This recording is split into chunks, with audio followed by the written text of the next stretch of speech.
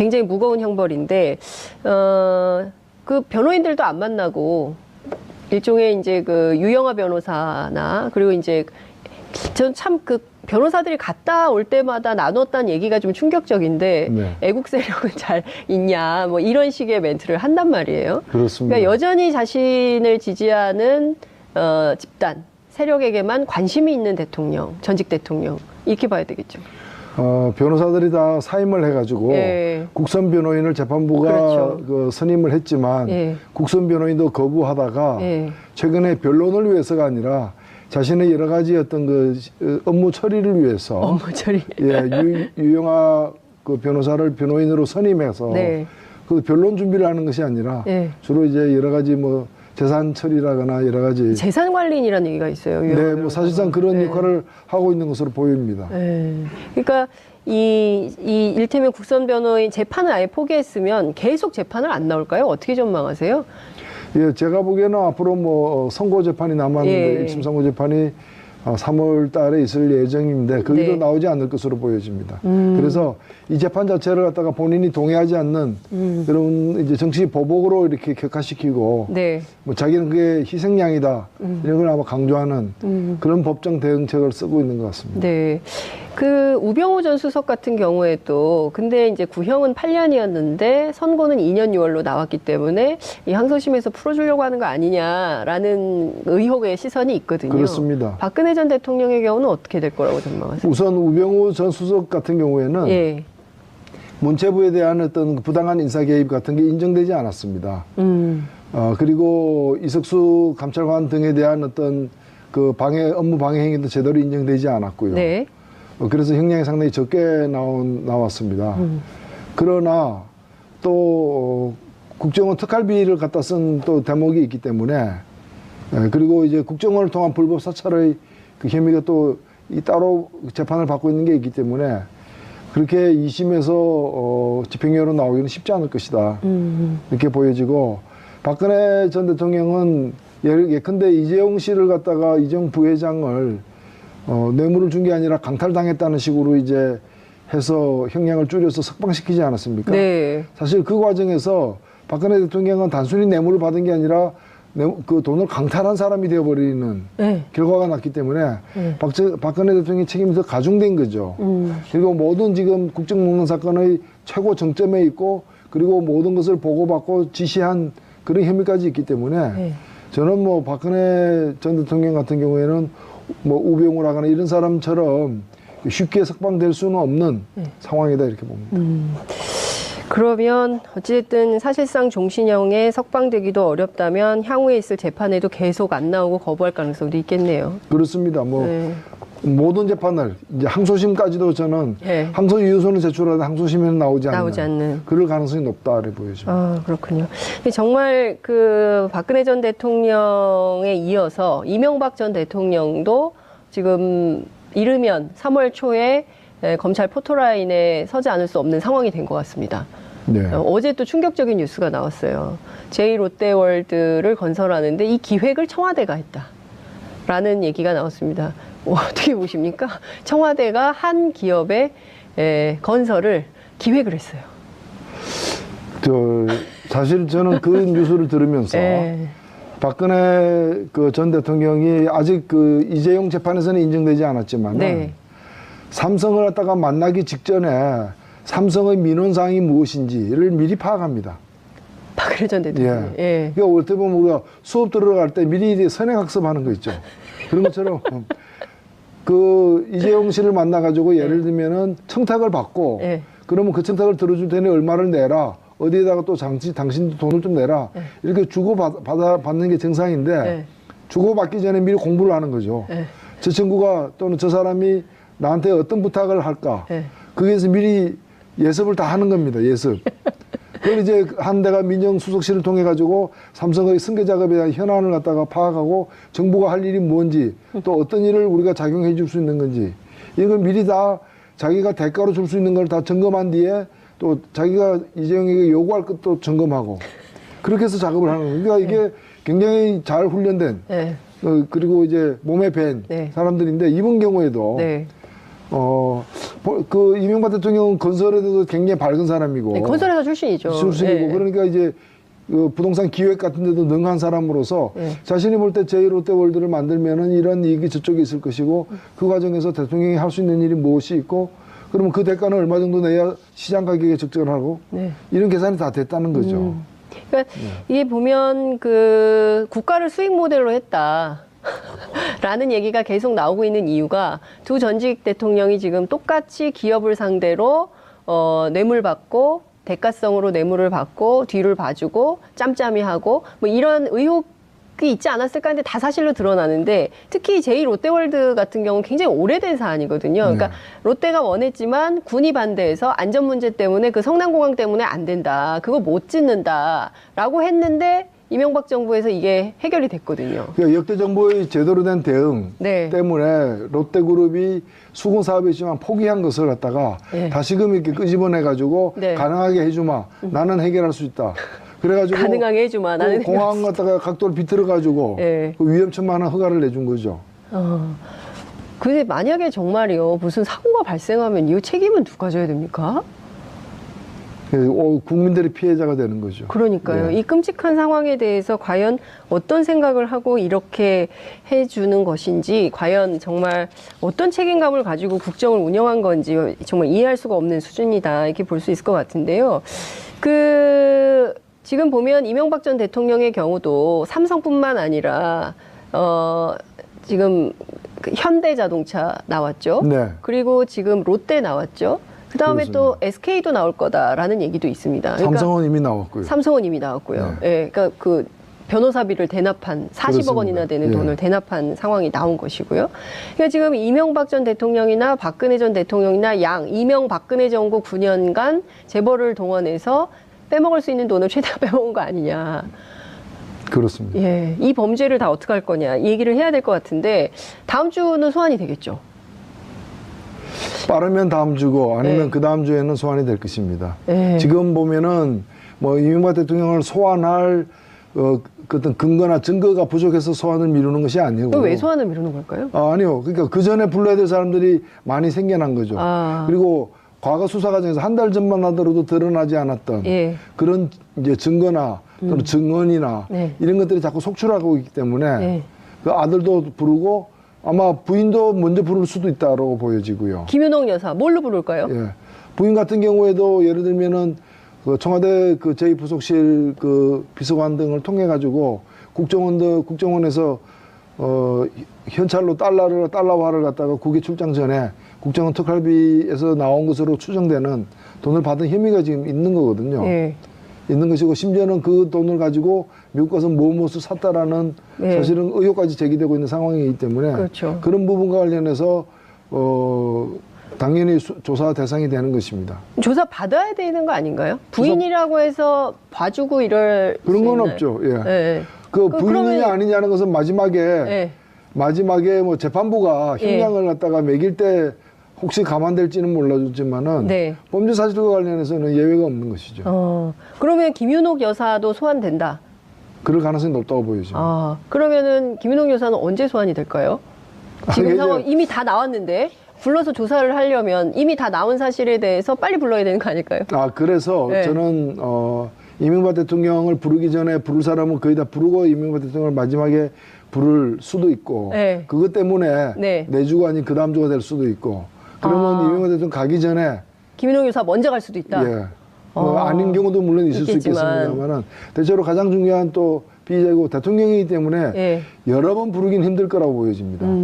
여러 번 부르긴 힘들고 한 번에 다 사실은 가서 이렇게 일괄 조사를 받는 게 뭐 그나마 남아있는 또 예우이기도 하기 때문에 있을 수 있는 예우이기 때문에 불러놓고 부족한 게 있다 딴 사람 불러가지고 얘기가 다르다가 또 부르고 그러기보다는 마지막에 이렇게 불러서 한꺼번에 모든 걸 다 조사를 하는 게 맞지 않겠는가. 그게 지금 아들을 참고인으로 불렀거든요. 그러면은 대개는 참고인으로 불러서 조서를 쓰지만 이게 이제 곧 피의자 신분으로 전환되기도 하잖아요. 그러면 이명박 전 대통령 전에 이상은 회장을 먼저 부를 거다. 그 다음에 이명박 전 대통령을 부를 거다. 이제 이런 대체로 이제 법조기자들의 시각이 있는데 그 사이에 김윤옥 여사가 소환될 가능성이 있다. 특활비 문제로. 네. 알겠습니다. 이거는 저희가 이제 주목해서 봐야 될 포인트 네. 중에 하나가 아닌가라는 생각이 네. 좀 드는데요. 삼성하고 계속 싸우셨어요. 아, 예. 삼성 피해자. 2007년부터 이런 말씀하셨습니다. 삼성의 유일한 동아줄은 이명박이다. 그렇죠, 사실은. 예. 네. 그 삼성과의 유착 관계를 지속적으로 말씀을 하셨는데 2008년 삼성 특검에서도 사실은 크게 된 게 없어요. 그 다음에 바로 이건희 비자금이 엄청나게 나왔지만 그는 원포인트 사면을 이명박 전 대통령이 해줬거든요. 네, 그 그렇습니다. 삼성 문제를 다 해결을 해줬어요. 네. 세습도 사실은 박근혜 정부 시절까지 이어서 다 해준 셈 아닙니까? 네, 그렇습니다. 네. 사실 제가 2005년에 삼성 네. 엑스파일의 그 특검 떡값 검사들, 예. 그 떡검. 떡값 검사들 명단 발표해서 뭐 네. 의문제까지 상실이 됐습니다만은 네. 그 후에 이제 김용철 변호사가 굉장히 용기 있는 양심선언을 하면서 네. 제가 폭로한 사실을 포함해서 엄청나게 거대한 이 불법 비리가 드러난 거죠. 그에 따라서 2007년에 제가 법사위 마지막으로 당시에 있을 때 이 특검법을 갖다 통과시키는데 앞장을 섰습니다. 그래서 2008년에 특검 수사가 이제 수개월간 진행이 됐는데 결과적으로 그 과정에서 4조 4천억이라는 차명 재산이 드러났고요. 네.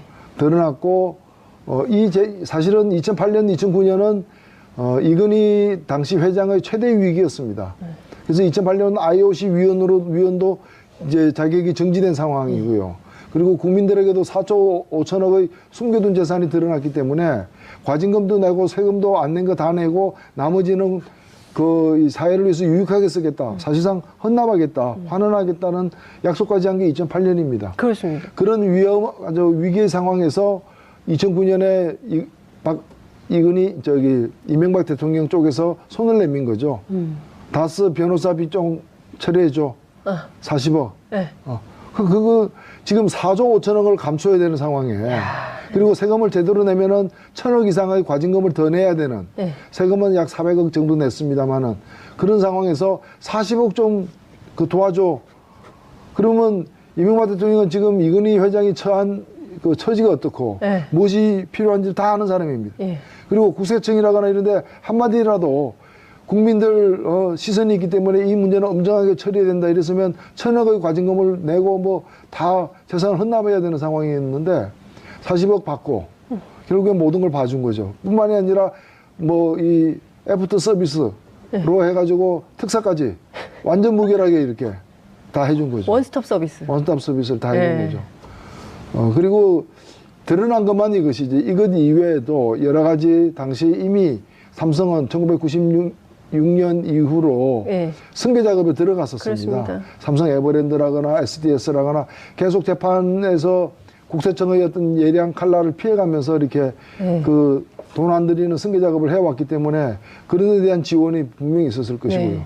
나머지 이 기업들은 다 마찬가지입니다. 현대자동차 그룹도 지금 다스의 일부 변호사 비용을 낸 것으로 의혹을 받고 있고 그렇습니다. 물론 확인되지 않았습니다만 2008년도에 현대자동차 그룹 회장을 갖다가 특별 사면시켜줬고 그 이외에도 현대건설을 인수하는 네. 그런 게임을 벌이고 있었던 것이고요. 네. 그리고 여러 가지 이제 정부와 그 재벌이 그 대통령과 재벌 총수가 직접 어찌 보면 담합해가지고 주고받는 그런 이제 정경유착. 과거의 어떤 정경유착보다 훨씬 더 직접적이고 예.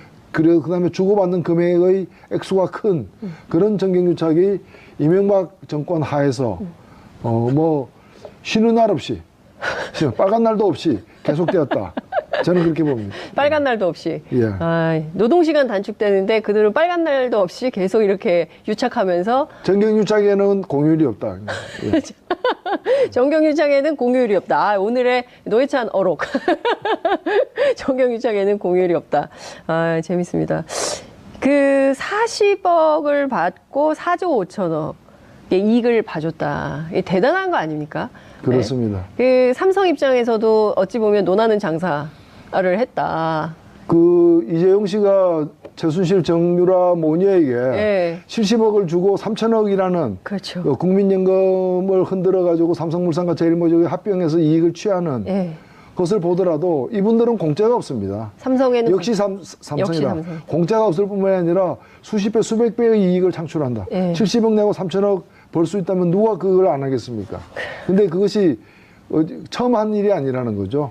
바로 그 선대에서도 네. 같은 일이 이제 40억 주고 뭐 1,000억 이상을 절감하는 네. 그런 거래를 갖다 이명박 시절에 한 거고, 그러니까 그게 그대로 안전하게 그것이 이루어졌으니까 박근혜 시대도 또 똑같이 예, 다른 또 품목을 가지고서 그런 정경유착, 뇌물수수가 이루어졌던 거죠. 이거 이번에 끊어야 되는데요. 촛불혁명이 끊어야 됩니다. 사실은 진짜 이거 이병철 네? 때의 정경유착을 네. 봐줬기 때문에 이근희의 정경유착이 있었고, 이병철. 또 그걸 갖다가 단 하루도 깜빵에 안 가도록 봐줬기 때문에 네. 이 이재용의 정경유착이 있었던 거거든요. 이걸 이번에 또 이렇게 집행유예로 석방시키면서 솜방망이 처벌을 하게 되면은 4대 세습이 될 거예요. 그래서 이참에 이재용 아들이 또 그럼요. 네. 이 비용을 들여서라도 이걸 끊어내야 되고, 그러기 위해서는 지난번 72억이나 뇌물이 간 것이 분명함에도 불구하고 말은 가지 않았다. 이제 말 소유권은 넘기지지 않았다라는 식으로 해가지고 뇌물 액수를 축소해서 결국에는 내보내는 그런 판결을 갖다가 만들어낸 우리나라 이 법원은 각성해야 된다고 봅니다. 정영식 판사가 이 말 비타나가 네. 예, 이게 지금 독일 마방에 방치돼 있다는 거 아니에요. 그리고 삼성 자산에 등록도 안 돼 있다는 거 아니에요. 그럼 도대체 이 말은 누구 겁니까? 정말 이해할 수가 없어요. 예? 이 정유라 씨만 탄 말이거든요. 그러면 정유라 것도 아니고 삼성 것도 아니고 이게 누구 겁니까? 이게 말이 안 되는 얘기를 해놓고 풀어주고, 그리고 말이 생각해도 말이 안 되는 말이죠. 말이 생각해도 말이 안 되는, 역시 어록제조기 라는 생각이 좀 듭니다. 아니 진짜 너무 황당한 거예요. 이렇게 풀어주기 시작하면 다 풀어줘야 되거든요. 그러니까 판결의 결론이 이제 석방이 아니라 네. 석방을 목표로 판결을 한 거죠. 석방을 목표로 판결을 한 거다. 네. 야. 짜맞추기 판결일 수밖에 없는 거예요. 네. 근데 이분에 대해서도 청와대에 국민청원을 했는데 이 판사 어떻게 할 수가 없다면서요? 예, 뭐 판사는 우리 달리 방법이 없습니다. 그래서 다행히 우리나라가 3심제를 채택하고 있기 때문에 대법원에서 다른 판례도 있고 또 안종범 수첩 같은 것도 이 사람 재판을 정영식 판사가 내린 재판에서는 증거로 채택되지 않았지만 다른 모든 재판에서는 증거로 채택돼 있기 때문에 그런 어떤 이 법리 적용이나 증거 채택의 어떤 변경이 생겨나면은 또 엄한 처벌을 받을 기회가 있다고 보여집니다. 네, 역시 대표님 출연하시니까 댓글이 쏟아지고 있는데요. MB 돈 욕심의 끝은 어디인가요? 자한당도 용서할 수가 없다. 무거운 형벌이지만 과연 회개는 할까? 이건 박근혜 전 대통령 얘기하는 것 같고요. 노 의원님, 민주평화당하고 교섭단체 하시나요? 논의해볼 만하지 않나요? 이거 이따가 좀 여쭤볼게요. 깨알 같은 질문이 들어왔는데 이거 먼저 하고 갈까요? 네. 갑자기 얼굴이 빨개지셨어요. 아니요. 원내대표님이라서. 하고 계십니까? 일단은 제가 뭐 몇 번 발표를 했습니다만 저희 당의 입장은 이 문제에 대해서 어떠한 공식적인 제안이 현재 없었습니다. 그런 상태에서 저희가 뭘 논의를 한다거나 입장을 세운다거나 또는 제안이 오는 걸 전제로 해서 어떤 얘기를 하는 것은 예의도 아니고 하기 때문에 일단은 뭐 그런 상태고요. 다만 공식적으로 만일 제안이 들어온다면 우리도 공식적으로 검토를 해서 빠르게 결정을 내릴 것입니다. 긍정적이십니까? 부정적이십니까? 어느 쪽도 아닙니다. 저는 뭐 제안의 내용도 보지 않고 얘기를 갖다 하는 거는 좀 상대방의 결정 내리는 과정에도 침해가 되기 때문에. 네. 근데 이걸 흘렸기 때문에 저쪽은 일단 뜻이 있다. 이렇게 볼 수 있지 않을까요? 같이 하고 싶다. 다양한 생각이 있는 걸로 알고 있습니다. 그래요? 16석의 다양한 의견이 있기 때문에 그분들이 합쳐서 단일한 안을 가지고 와야 협상할 수 있다. 네, 그렇습니다. 알겠습니다. 최근에 미투 운동이 굉장히 뜨겁게 전개가 되고 있습니다. 이게 바로 이제 검찰 개혁의 중요한 신호탄 중에 하나가 될 거다 이렇게 보기도 하는데요. 안태근 검사장이 드디어 이제 피의자로 해서 조사를 받고 있는데요.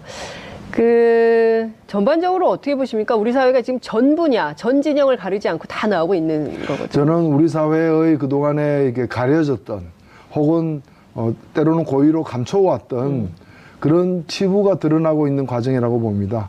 어찌 보면 요즘에 많이 쓰는 용어를 빌자면 이것도 적폐입니다. 남성이라는 우월적 지위, 그리고 권력관계라는 그런 우월적 지위를 이용해가지고 성적으로 폭력을 휘두른 거거든요. 그럼요. 예, 이거는 묵과할 수 없는 범죄고, 그동안에 우리 사회가 이런 걸 직접이든 간접적이든 또 누구에 의해서든 사실상 용인되는 분위기까지 있었다는 점, 굉장히 부끄러운 현실이라고 저는 생각합니다. 저도 남성의 한 사람으로서 굉장히 부끄럽게 생각을 하고요. 그래서 이 부분을 드러내는 데는 저는 드러내는 것 자체도 굉장히 의미 있는 일이고 힘든 과정이긴 하지만은, 저는 뭐 이걸 굳이 정치적 의미를 부여하고 싶지는 않지만은, 최근에 촛불 이후에 우리 사회가 전반적으로 각 여러 방면에서 잘못됐던 그런 기득권 내지 어떤 폭력 관계, 권력 관계에서 잘못됐던 일들이 하나하나씩 드러나면서 바로 잡히는 그런, 교정하고 정정하고 바로 잡히는 그런 길을 걷고 있지 않습니까? 이것 역시도 그 일환이라고 저는 생각을 합니다. 네. 하기 때문에 우리 사회가 한 걸음 더 좀 야만적인 사회에서 좀 인간적인 사회로 전진하는 소중한, 고통스럽지만 소중한 기회다, 이렇게 봅니다. 이 지금 그 배우 김여진 씨 같은 경우에 의견을 좀 남겨가지고 네. 또 이제 그 계속 이게 확산이 좀 되고 있는데요.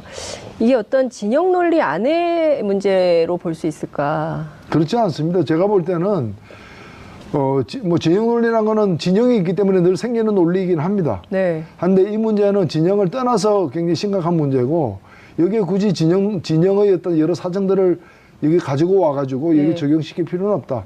혹 누가 그런 일이 시도되거나 그런 일이 발생하면 그 건에 한해서 네.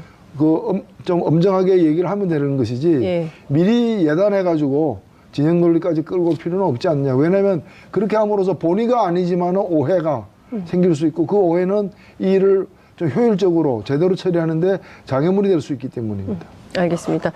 오해가 생기고 효율적으로 이 사건, 그러니까 문재인 대통령께서 말씀을 참 잘하신 거예요. 네. 예.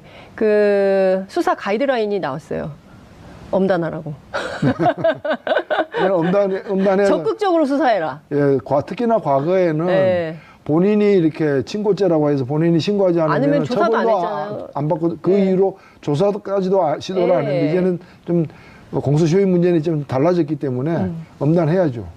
어떻습니까? 검찰 내부 굉장히 수직적인 문화가 있고요. 그것 때문에 그 벌건 대낮에 전부 다 있는 그 상갓집에서도 그런 일이, 안태근 검사장에 의해서 그런 일이 막 벌어지고, 누구도 그 나서서 같이 싸워주지 않고, 이건 이제 일단 조직 문화처럼 돼 있었는데, 이건 계기로 검찰이 좀 많이 바뀔까요?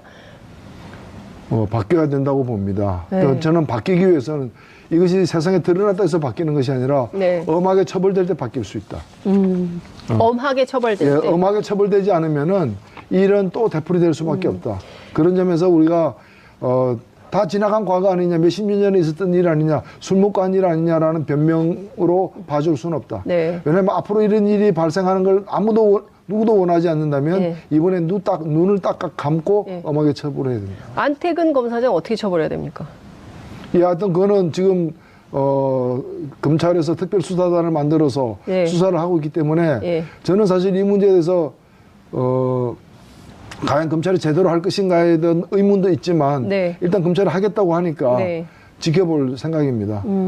지켜볼 생각이, 저는 처음부터 외부 전문가 이런 분들이 이 검찰 내에 이런 사례가 더 있는지를 포함해서 조사하는데 투입돼야 된다고 얘기했습니다만은 네. 지금 외부 사람들은 자문기구 정도 수준에 머물러 있거든요. 머물러 있는데 전 사회가 눈을 부릅뜨고 있기 때문에 검찰이 그냥 넘어가지 못할 것이다 보여집니다. 그 구속 수사 해야 된다라는 의견도 있을 걸로 압니다. 근데 어떻게 될지 저희가 좀 지켜보도록 하고요. 지금 그 또 하나의 쟁점이 형성됐어요. 자유한국당이 왜 이렇게 그 대표님을 미워합니까? 네? 뭐 네? 그 보좌관이 꼼꼼하게 다 사실관계를 적시했더라고요. 예, 그렇습니다. 그 사건은 제 보좌관이 뭐 법무부의 불법적인 부정청탁에 의해서 특혜받고 들어간 거 아니냐라는 의혹의 문제인데, 예. 제가 볼 때는 일단 본인들이 네. 그런 일을 워낙 많이 했기 때문에 남들도 자기들이. 다 그렇게 하는 줄 알았던 청명도 있는 거고, 예. 또 권성동 위원장의 그 부정청탁 강원랜드 사건에 보면은 권성동 위원장만 연루된 것이 아니라 자유한국당 현역 의원 5명, 그리고 전직 의원 2명, 7명이 연관돼 있거든요.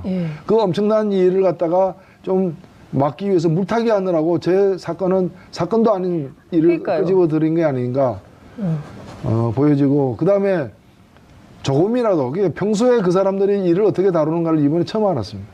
조금이라도 이걸 갖다가 문제 제기하기 위해서 사실관계를 갖다가 이렇게 열어보았으면은 네. 문제 제기 안 했을 거예요. 왜냐하면 그 해당 그 비서관이 뭐 개인의 얘기긴 합니다만은 자기가 더 좋은 자리, 더 많은 연봉을 받는 곳으로 얼마든지 갈 수 있는 사람임에도 불구하고 자기의 어떤 그 좀 공적인 관심사, 인권법 때문에 하향 지원해서 간 거거든요. 그런 측면도 있는데 그걸 누가 보더라도 알 수 있는데 그걸 가지고서 마치 백을 동원해서 들어간 사람처럼 이렇게 함부로 이렇게 그래서 저는 저를 고발하기를 정말 바랐습니다. 고발 안 했죠. 예. 왜냐하면 그것도 면책특권이라 해가지고 국회에서 한 발언이기 때문에 면책특권이 된다고 해서 고발하게 되면 무고죄로 제가 이제 대응을 하려고 그랬는데 왜 고발을 안 하는지. 그럼 고발을 안 할 것 같으면 사과를 해야 되는 거 아니에요? 사과도 안 하고 있습니다. 그 제일 인상적인 그 보좌관, 비서관님의 말씀 중에 가장 인상적인 대목이 노회찬 의원님은 가지 말라고 했다. 네. 아니 그때는 몇 달 전의 일이었어요, 사실은. 그분은 나가기는 12월 달에 나갔는데 9월 달에 뭐 건강 등 여러 문제로 그만두고 쉰다고 해서 제가 좀 제가 그 나가지 말라고 몇 차례 얘기했는데도 11월 달에 최종적으로 그만두는 걸로 이렇게 결정을 했죠. 사실 구하기 드문 인재입니다. 그러니까요. 그래서 제가 나가지 말라고 한 것은 그때는 뭐 법무부에서 채용 공고가 나오기도 전이었고요. 너무나 당연한 일이고 김진태 의원 20명 줘도 저 안 바꿉니다. 굉장히 귀한 사람입니다. 김진태 의원 20명 줘도 안 바꾼다. 굉장히 귀한 사람. 근데요, 자유한국당 곽상도 의원 있지 않습니까? 지난주에 임종석 비서실장한테 이 강원랜드 채용비리 수사 좀 중단해라. 이런 요구를 했어요. 뭡니까 이거? 어떻게 봐야 됩니까? 이분이 청와대도 근무를 했었고, 그렇죠. 그리고 또 법조인이고, 그렇습니다. 청와대 민정수석이 하면 안 되는 일을 하라고 한 거예요. 우병우처럼 좀 해라. 임종석 실장한테 당신도 우병우처럼 해라. 해라 그 얘기죠. 그리고 감옥 가라는 얘기인데 그걸 그 요구를 받아들이면 안 되죠. 청와대가 법무부 일을 갖다 들여다볼 수는 있습니다.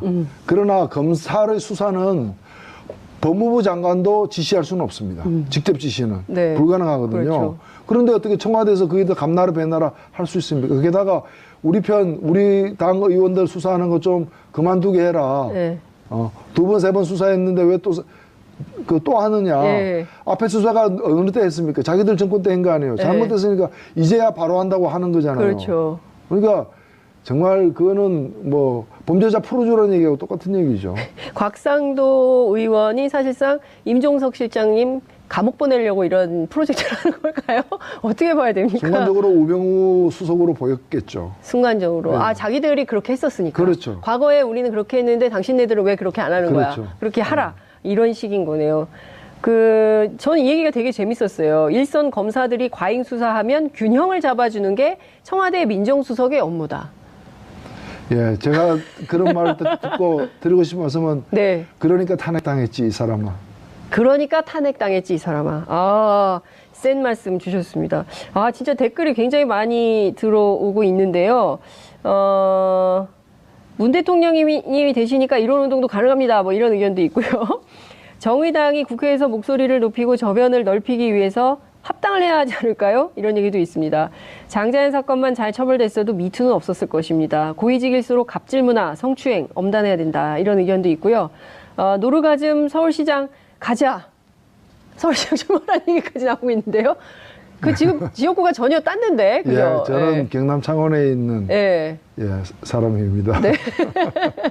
근데 이제 과거에 서울시에 노원구에 지역구가 있었기 때문에 또 이런 말씀이 나오시는 것 같아요. 지금도 저는 뭐 가끔씩 서울에 있는 시장에도 잘 갑니다. 서울에 있는 시장에도 잘 간다. 지방선거는 좀 어떻게 준비하고 계세요? 정의당에게는 이번 지방선거 굉장히 중요합니다. 특히 촛불 이후에 제대로 된 나라 세우자는 국민들 요구에 부응하기 위해서도 저희들이 하여튼 선거니까 다수의 당선자를 내기 위해서 그리고 특히나 여성 후보 또 청년 후보를 많이 진출시키기 위해서 저희들이 당내에서 다른 당하고 비교할 수 없을 정도의 인센티브를 부여하고 있습니다. 예. 선거 비용까지도 좀 많이 분담을 당에서 후보에게. 예, 그렇군요. 근데 좀 그런 생각이 좀 듭니다. 그러니까 정의당이 그 작은 정당이지만 굉장히 똘똘하게 진보적인 정책들 과거부터 민주노동당 시절부터 굉장히 그런 파격적인 무상 의료, 뭐 무상급식, 무상보육 뭐 이런 시리즈 무상 시리즈도 과거에 이제 민주노동당 시절에 이제 냈던 정책들이고 뭐 이런데 지지율이 상당히 정체예요. 예, 이유가 뭘까요? 예, 뭐 다른 한편으로 보면 다른 당에 비해서는 대통령을 당선시킨 당 이외에 모든 당들의 지지율이 반토막 이상 낮아졌는데 저희들은 그나마 유지되고 있으니까 상대적으로는 다행이라고 보지만 정의당을 자꾸 그런 당하고만 비교해서 될 문제는 아니라고 보고 저희들이 분발해야죠. 저희들이 나름대로 이제 뭐 진보 정치 세력으로는 인정받고 있지만은 현실을 문제를 푸는 어떤 대안 세력으로서 인정받는 데는 부족함이 많다고 저는 생각합니다. 그래서 저희들이 좀 스스로 돌아보면서 뼈를 깎는 그런 또 이렇게 좀 혁신을 통해서 거듭나겠습니다. 이번 선거도 지켜봐 주십시오. 네. 그 서울시장은 누가 나오는 겁니까? 정의당에서? 서울시장은 센 사람이 나갈 겁니다. 센 사람이요? 예. 지금 뭐 민주당은 당내 경선 중에서 누군가가 되겠지만은 다른 당들은 지금 후보가 제대로 없지 않습니까? 이건 좀 찬스라고 생각됩니다. 그래서 정의당에서 찬스가 왔다. 예, 찬스가 왔다. 찬스가 왔다. 예, 찬스가 왔다. 찬스가 왔다. 2007년부터 이런 말씀하셨습니다. 삼성의 유일한 동아줄은 이명박이다. 그렇죠, 사실은. 그 삼성과의 유착 관계를 지속적으로 말씀을 하셨는데 2008년 삼성 특검에서도 사실은 크게 된 게 없어요. 그 다음에 바로 이건희 비자금이 엄청나게 나왔지만 그는 원포인트 사면을 이명박 전 대통령이 해줬거든요. 그래서 삼성 문제를 다 해결을 해줬어요. 세습도 사실은 박근혜 정부 시절까지 이어서 다 해준 셈 아닙니까? 네, 그렇습니다. 사실 제가 2005년에 삼성 엑스파일의 그 특검 떡값 검사들 떡값 검사들 명단 발표해서 뭐 의문제까지 상실이 됐습니다만은 그 후에 이제 김용철 변호사가 용기 있는 양심선언을 하면서 제가 폭로한 사실을 포함해서 엄청나게 거대한 이 불법 비리가 드러난 거죠. 그에 따라서 2007년에 제가 법사위 마지막으로 당시에 있을 때 이 특검법을 갖다 통과시키는 데 앞장을 섰습니다. 그래서 2008년에 특검 수사가 이제 수개월간 진행이 됐는데 결과적으로 그 과정에서 4조 4천억이라는 차명 재산이 드러났고요. 드러났고 사실은 2008년, 2009년은 이건희 당시 회장의 최대 위기였습니다. 그래서 2008년 IOC 위원도 이제 자격이 정지된 상황이고요.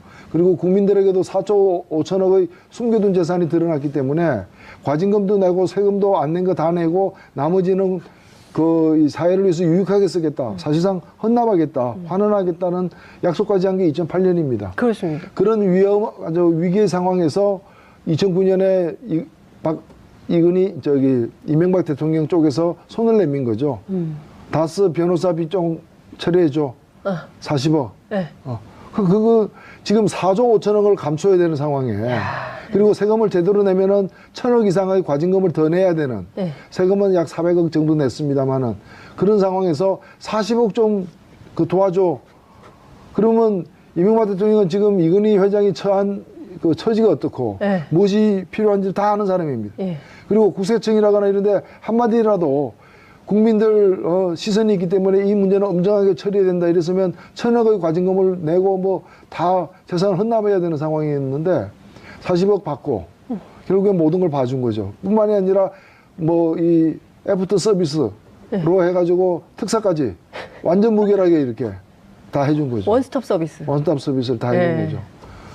그리고 드러난 것만 이것이지 이것 이외에도 여러 가지 당시 이미 삼성은 1996년 이후로 승계 작업에 들어갔었습니다. 그렇습니다. 삼성 에버랜드라거나 SDS라거나 계속 재판에서 국세청의 어떤 예리한 칼날을 피해가면서 이렇게 그 돈 안 들이는 승계 작업을 해왔기 때문에 그런 데 대한 지원이 분명히 있었을 것이고요. 나머지 이 기업들은 다 마찬가지입니다. 현대자동차 그룹도 지금 다스의 일부 변호사비용을 낸 것으로 의혹을 받고 있고, 그렇습니다. 물론 확인되지 않았습니다만 2008년도에 현대자동차 그룹 회장을 갖다가 특별 사면시켜줬고 그 이외에도 현대건설을 인수하는 네. 그런 게임을 벌이고 있었던 것이고요. 네. 그 여러 가지 이제 정부와 그 재벌이, 그러니까 대통령과 재벌 총수가 직접 지금 담합해가지고 주고받는 그런 이제 정경유착, 과거의 어떤 정경유착보다 훨씬 더 직접적이고, 예. 그리고 그다음에 주고받는 금액의 액수가 큰 그런 정경유착이 이명박 정권 하에서 쉬는 날 없이, 빨간 날도 없이 계속되었다. 저는 그렇게 봅니다. 빨간 날도 없이. 예. 노동시간 단축되는데 그들은 빨간 날도 없이 계속 이렇게 유착하면서 정경유착에는 공휴일이 없다. 예. 정경유착에는 공휴일이 없다. 오늘의 노회찬 어록. 정경유착에는 공휴일이 없다. 재밌습니다.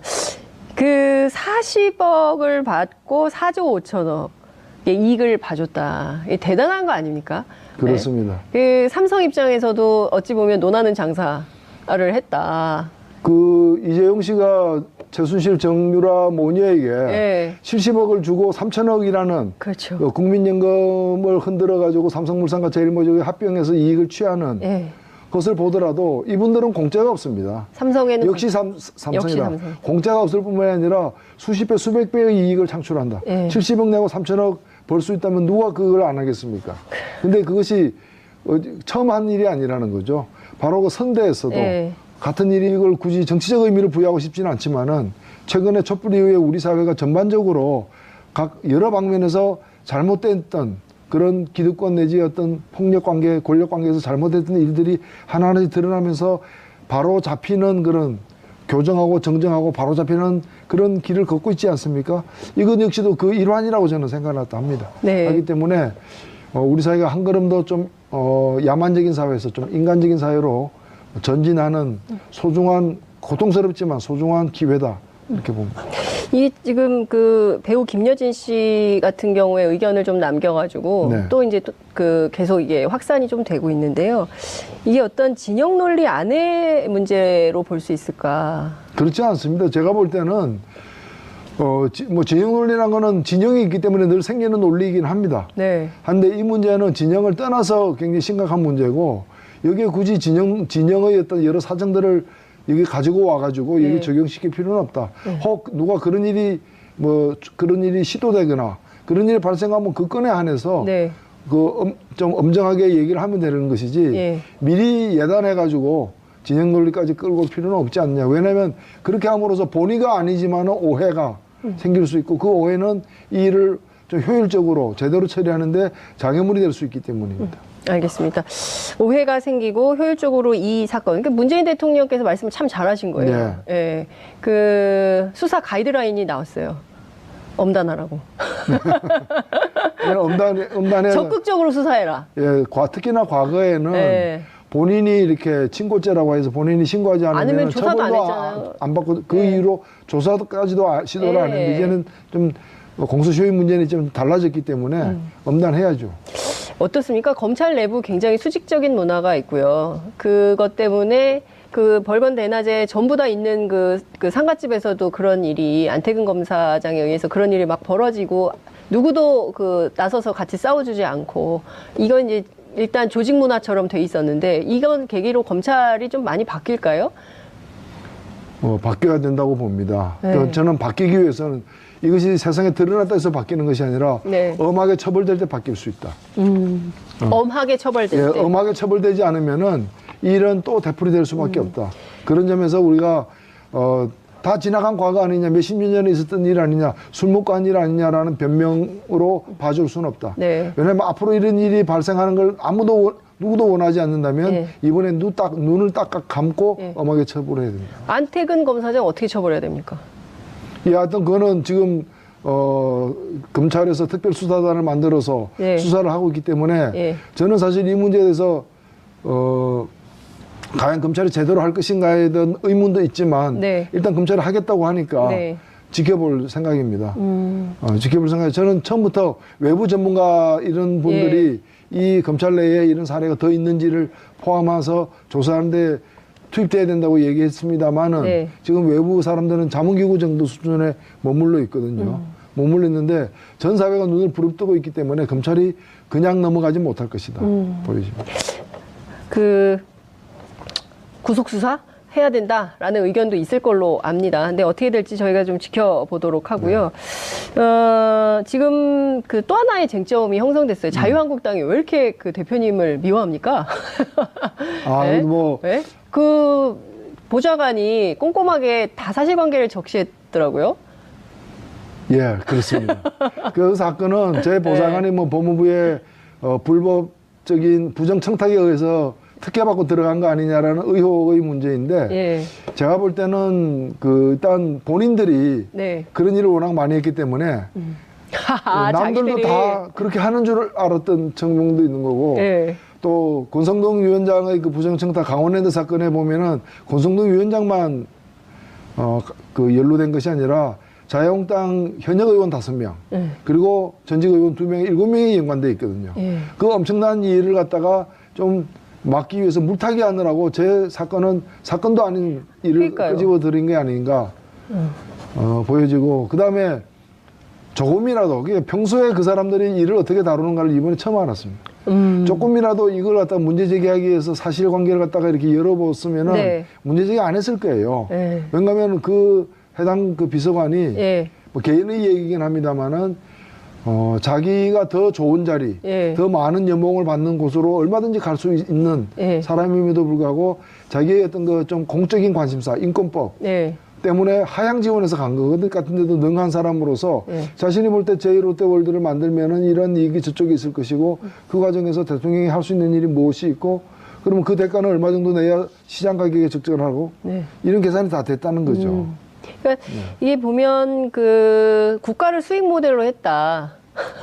라는 얘기가 계속 나오고 있는 이유가 두 전직 대통령이 지금 똑같이 기업을 상대로 뇌물 받고 대가성으로 뇌물을 받고 뒤를 봐주고 짬짬이 하고 뭐 이런 의혹이 있지 않았을까 하는데 다 사실로 드러나는데 특히 제2롯데월드 같은 경우는 굉장히 오래된 사안이거든요. 그러니까 롯데가 원했지만 군이 반대해서 안전 문제 때문에 그 성남공항 때문에 안 된다. 그거 못 짓는다라고 했는데 이명박 정부에서 이게 해결이 됐거든요. 그러니까 역대 정부의 제대로 된 대응 네. 때문에 롯데그룹이 수군 사업이지만 포기한 것을 갖다가 네. 다시금 이렇게 끄집어내가지고 네. 가능하게 해주마. 나는 해결할 수 있다. 그래가지고 가능하게 해주마. 나는 그 공항 갖다가 각도를 비틀어가지고 네. 그 위험천만한 허가를 내준 거죠. 근데 만약에 정말이요 무슨 사고가 발생하면 이 책임은 누가 져야 됩니까? 국민들이 피해자가 되는 거죠. 그러니까요. 예. 이 끔찍한 상황에 대해서 과연 어떤 생각을 하고 이렇게 해주는 것인지, 과연 정말 어떤 책임감을 가지고 국정을 운영한 건지 정말 이해할 수가 없는 수준이다. 이렇게 볼 수 있을 것 같은데요. 지금 보면 이명박 전 대통령의 경우도 삼성뿐만 아니라, 지금 현대자동차 나왔죠. 네. 그리고 지금 롯데 나왔죠. 그 다음에 또 SK도 나올 거다라는 얘기도 있습니다. 그러니까 삼성은 이미 나왔고요. 삼성은 이미 나왔고요. 예, 그러니까 그 변호사비를 대납한 40억 원이나 되는 예. 돈을 대납한 상황이 나온 것이고요. 그러니까 지금 이명박 전 대통령이나 박근혜 전 대통령이나 이명 박근혜 정부 9년간 재벌을 동원해서 빼먹을 수 있는 돈을 최대한 빼먹은 거 아니냐. 그렇습니다. 예, 이 범죄를 다 어떻게 할 거냐 이 얘기를 해야 될 것 같은데 다음 주는 소환이 되겠죠. 빠르면 다음 주고 아니면 네. 그 다음 주에는 소환이 될 것입니다. 네. 지금 보면은 뭐 이명박 대통령을 소환할 그 어떤 근거나 증거가 부족해서 소환을 미루는 것이 아니고. 그럼 왜 소환을 미루는 걸까요? 아니요. 그러니까 그 전에 불러야 될 사람들이 많이 생겨난 거죠. 그리고 과거 수사 과정에서 한 달 전만 하더라도 드러나지 않았던 예. 그런 이제 증거나 또는 증언이나 네. 이런 것들이 자꾸 속출하고 있기 때문에 네. 그 아들도 부르고 아마 부인도 먼저 부를 수도 있다고 보여지고요. 김윤옥 여사 뭘로 부를까요? 예. 부인 같은 경우에도 예를 들면은 그 청와대 그 제2부속실 그 비서관 등을 통해 가지고 국정원에서 현찰로 달러화를 갖다가 국외 출장 전에 국정원 특활비에서 나온 것으로 추정되는 돈을 받은 혐의가 지금 있는 거거든요. 예. 있는 것이고 심지어는 그 돈을 가지고 미국 가서 무엇을 샀다라는 네. 사실은 의혹까지 제기되고 있는 상황이기 때문에 그렇죠. 그런 부분과 관련해서 당연히 조사 대상이 되는 것입니다. 조사 받아야 되는 거 아닌가요? 부인이라고 해서 봐주고 이럴 그런 수 건 있나요? 없죠. 예. 네. 그 부인이냐 그러면- 아니냐는 것은 마지막에 네. 뭐 재판부가 형량을 갖다가 매길 때 혹시 감안될지는 몰라줬지만은 네. 범죄 사실과 관련해서는 예외가 없는 것이죠. 그러면 김윤옥 여사도 소환된다. 그럴 가능성이 높다고 보여집니다. 그러면은 김윤옥 여사는 언제 소환이 될까요? 지금 이게 상황 이미 다 나왔는데 불러서 조사를 하려면 이미 다 나온 사실에 대해서 빨리 불러야 되는 거 아닐까요? 그래서 네. 저는 이명박 대통령을 부르기 전에 부를 사람은 거의 다 부르고 이명박 대통령을 마지막에 부를 수도 있고 네. 그것 때문에 네. 내주가 아닌 그 다음 주가 될 수도 있고 그러면 이명박 대통령 가기 전에 김윤옥 여사 먼저 갈 수도 있다. 예. 아닌 경우도 물론 있을 있겠지만. 수 있겠습니다만은 대체로 가장 중요한 또 피의자이고 대통령이기 때문에 예. 여러 번 부르긴 힘들 거라고 보여집니다. 여러 번 부르긴 힘들고 한 번에 다 사실은 가서 이렇게 일괄 조사를 받는 게 예. 뭐 그나마 남아 있는 또 예우이기도 하기 때문에 예. 있을 수 있는 예우이기 때문에 불러놓고 부족한 게 있다 딴 사람 불러가지고 얘기가 다르다가 또 부르고 예. 그러기보다는 예. 마지막에 이렇게 예. 불러서 한꺼번에 모든 걸 다 조사를 하는 게 맞지 않겠는가. 그게 지금 아들을 참고인으로 불렀거든요. 네. 그러면은 대개는 참고인으로 불러서 조서를 쓰지만 이게 이제 곧 피의자 신분으로 전환되기도 하잖아요. 네. 그러면 이명박 전 대통령 전에 이상은 회장을 먼저 부를 거다. 그 다음에 이명박 전 대통령을 부를 거다. 이제 이런 대체로 이제 법조기자들의 시각이 있는데 그 사이에 김윤옥 여사가 소환될 가능성이 있다. 특활비 문제로. 네. 알겠습니다. 이거는 저희가 이제 주목해서 봐야 될 포인트 네. 중에 하나가 아닌가라는 생각이 좀 드는데요. 삼성하고 계속 싸우셨어요. 예. 삼성 피해자. 이제 40억 주고 뭐 1,000억 이상을 절감하는 네. 그런 거래를 갖다 이명박 시절에 한 거고 그러니까 그게 그대로 안전하게 그것이 이루어졌으니까 박근혜 시대도 또 똑같이 예, 다른 또 품목을 가지고서 그런 정경유착, 뇌물수수가 이루어졌던 거죠. 이거 이번에 끊어야 되는데요. 촛불혁명이 끊어야 됩니다. 사실은 진짜 이거 이병철 네? 때의 정경유착을 네. 봐줬기 때문에 이건희의 정경유착이 있었고 이병철. 또 그걸 갖다가 단 하루도 깜빵에 안 가도록 봐줬기 때문에 네. 이재용의 정경유착이 있었던 거거든요. 이걸 이번에 또 이렇게 가서 집행유예로 석방시키면서 솜방망이 처벌을 하게 되면은 4대 세습이 될 거예요. 그래서 이참에 이재용 아들이 또 그럼요. 네. 이 비용을 들여서라도 이걸 끊어내야 되고 그러기 위해서는 지난번 72억이나 뇌물이 간 것이 분명함에도 불구하고 말은 가지 않았다.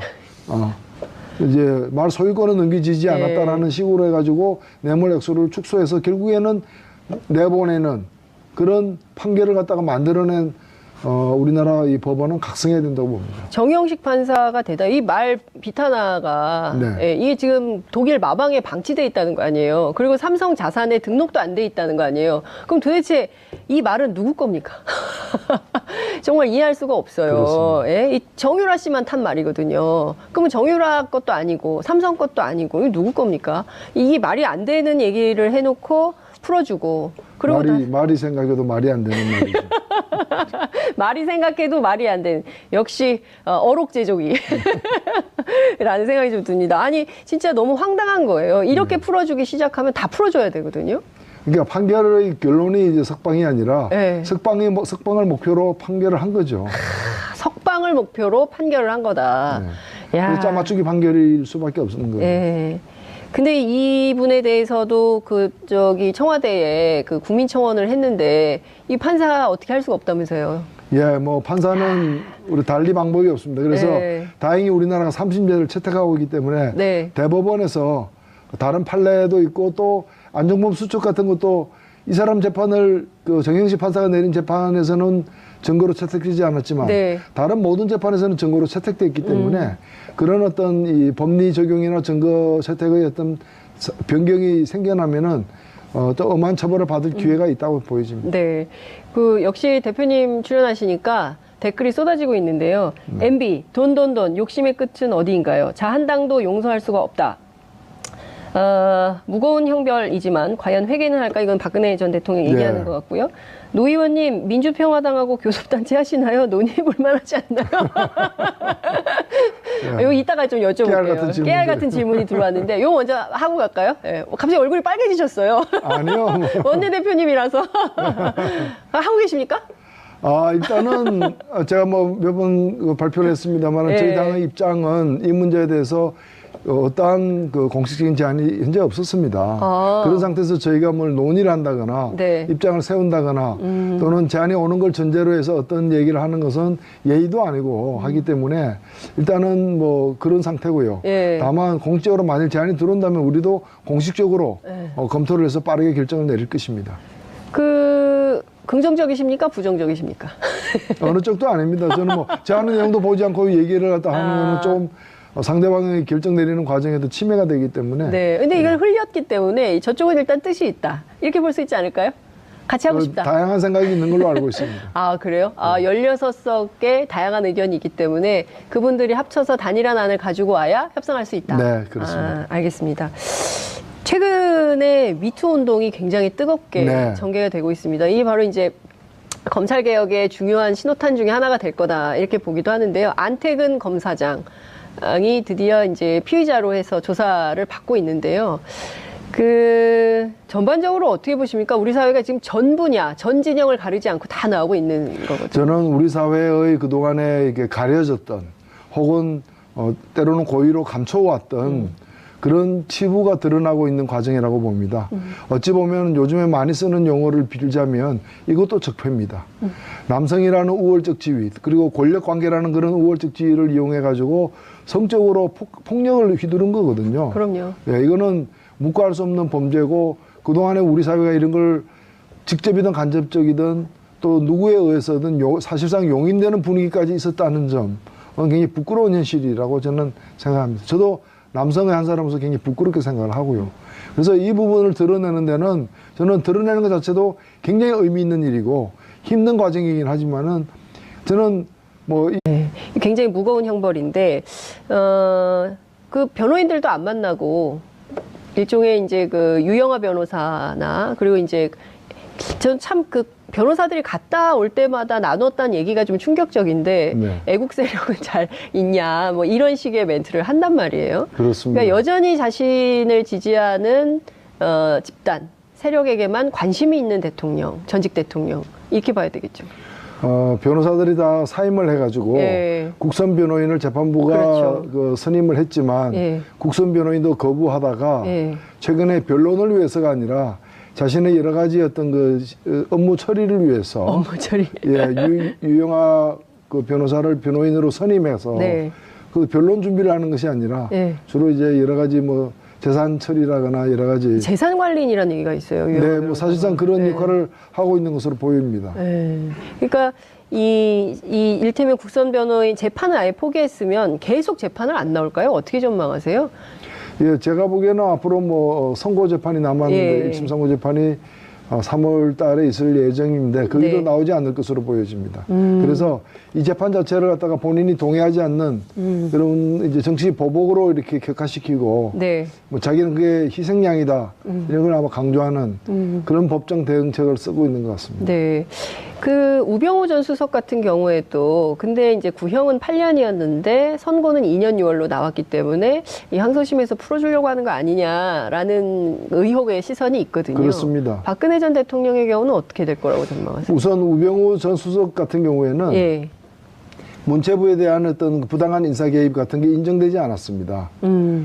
그리고 이석수 감찰관 등에 대한 어떤 업무 방해 행위도 제대로 인정되지 않았고요. 그래서 형량이 상당히 적게 나왔습니다. 그러나 또 국정원 특활비를 갖다 쓴 또 대목이 있기 때문에 그리고 이제 국정원을 통한 불법 사찰의 혐의가 또 따로 재판을 받고 있는 게 있기 때문에 그렇게 2심에서 집행유예로 나오기는 쉽지 않을 것이다. 이렇게 보여지고 박근혜 전 대통령은 예컨대 이재용 씨를 갖다가 이재용 부회장을 뇌물을 준 게 아니라 강탈당했다는 식으로 이제 해서 형량을 줄여서 석방시키지 않았습니까? 사실 그 과정에서 박근혜 대통령은 단순히 뇌물을 받은 게 아니라 그 돈을 강탈한 사람이 되어버리는 결과가 났기 때문에 박근혜 대통령의 책임이 더 가중된 거죠. 그리고 모든 지금 국정농단 사건의 최고 정점에 있고 그리고 모든 것을 보고받고 지시한 그런 혐의까지 있기 때문에 저는 박근혜 전 대통령 같은 경우에는 우병우라거나 이런 사람처럼 쉽게 석방될 수는 없는 상황이다 이렇게 봅니다. 그러면 어찌됐든 사실상 종신형에 석방되기도 어렵다면 향후에 있을 재판에도 계속 안 나오고 거부할 가능성도 있겠네요. 그렇습니다. 뭐 모든 재판을 이제 항소심까지도 저는 항소 이유서는 제출하는데 항소심에는 나오지 않는 그럴 가능성이 높다 이렇게 보여집니다. 아, 그렇군요. 정말 그 박근혜 전 대통령에 이어서 이명박 전 대통령도 지금 이르면 3월 초에 검찰 포토라인에 서지 않을 수 없는 상황이 된 것 같습니다. 네. 어제 또 충격적인 뉴스가 나왔어요. 제2롯데월드를 건설하는데 이 기획을 청와대가 했다라는 얘기가 나왔습니다. 어떻게 보십니까? 청와대가 한 기업의 건설을 기획을 했어요. 사실 저는 그 뉴스를 들으면서 박근혜 그 전 대통령이 아직 그 이재용 재판에서는 인정되지 않았지만 삼성을 갖다가 만나기 직전에 삼성의 민원사항이 무엇인지를 미리 파악합니다. 박근혜 전 대통령. 그러니까 어떻게 보면 우리가 수업 들어갈 때 미리 선행학습하는 거 있죠. 그런 것처럼 그 이재용 씨를 만나가지고 예를 들면은 청탁을 받고 그러면 그 청탁을 들어줄 테니 얼마를 내라. 어디에다가 또 당신도 돈을 좀 내라. 이렇게 받는 게 정상인데 주고받기 전에 미리 공부를 하는 거죠. 저 친구가 또는 저 사람이 나한테 어떤 부탁을 할까. 거기에서 미리 예습을 다 하는 겁니다. 예습. 그걸 이제 한 대가 민정수석실을 통해 가지고 삼성의 승계 작업에 대한 현안을 갖다가 파악하고 정부가 할 일이 뭔지 또 어떤 일을 우리가 작용해 줄 수 있는 건지 이걸 미리 다 자기가 대가로 줄 수 있는 걸 다 점검한 뒤에 또 자기가 이재용에게 요구할 것도 점검하고 그렇게 해서 작업을 하는 거예요. 그러니까 이게 굉장히 잘 훈련된 그리고 이제 몸에 밴 사람들인데 이번 경우에도 그 이명박 대통령은 건설에도 굉장히 밝은 사람이고 건설회사 출신이죠. 그러니까 이제 그 부동산 기획